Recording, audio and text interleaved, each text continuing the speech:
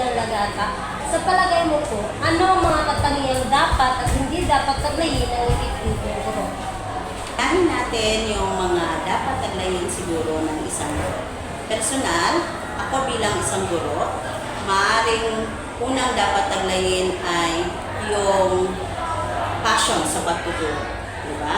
Kasi kapag meron kang passion sa pagtuturo, alam mo kung ano yung ituturo at ibibigay mo sa mga mag-aaral.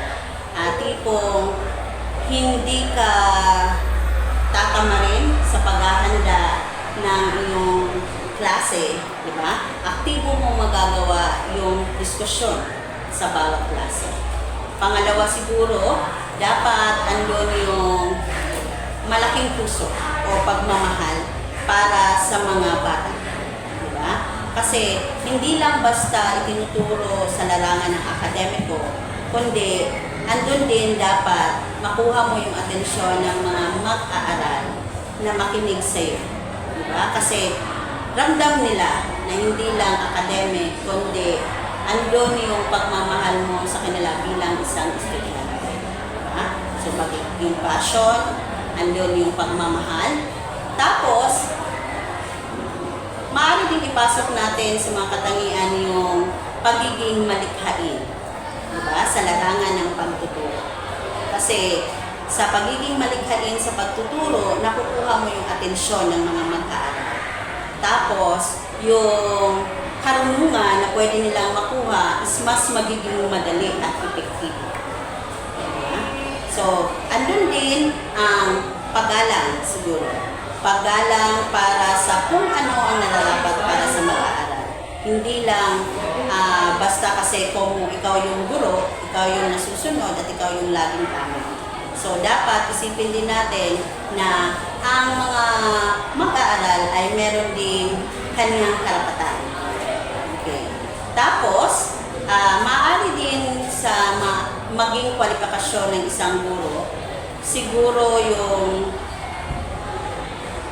yung dapat ay isipin natin na bawat mag-aaral ay may kanya-kanyang talento.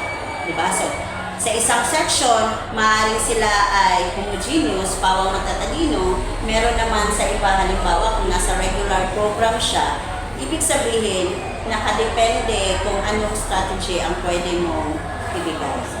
Diba? So, dapat, andun yung angkop na estratehiya sa bawat grupo ng mag-aaral. Hindi kasi pwede, halimbawa, yung isang estratehiya sa isang section, pwede mo nang i-apply sa ibang section. Diba? Kasi iba-iba sila ng katanungan. At panghuli, yung isang guro, dapat din siguro marunong tumanggap ng pagkakamali kahit papaano. No? Kasi hindi naman sa proseso ng pagtuturo, ang isang guro ay tao lamang. So kung minsan, nagkakamali. So, dapat lang siguro i-acknowledge yon sa mga mag-aaral kung paano ang pagbibigay ng tama o isa tama kung ano yung pagkakamali mo. Diba? So, yun yung mga dapat taglayin ng isang guro. No? Pero pinakamabigat doon ay yung pagiging passionate sa pagtuturo at the same time, andun yung puso sa pagtuturo. Doon naman sa hindi dapat taglayin ng isang guro, siguro kapaligtaran sa mga sinasabi ko. Una na siguro yung andun yung katangian na yung tipong ikaw yung tama. Yung authority na sa iyo. So, hindi siguro pwedeng ganun. Kasi dapat pakikinggan din kung ano yung boses ng mag-aaral. Diba? So, dapat so kasi meron din karapatan yung mag-aaral. So, yun yung hindi dapat taglayin ng isang guro. Ano pa ba? Yung siguro yung hindi dapat taglayin yung pagiging tamad. Di ba? So, hindi pwedeng tamarin yung isang guro na halimbawa, kesyo, hindi ko trip na magturo ngayon, hindi yun pwede, di ba? So, dapat andun yung dedikasyon sa pagtuturo. Tapos, hindi rin pwede siguro na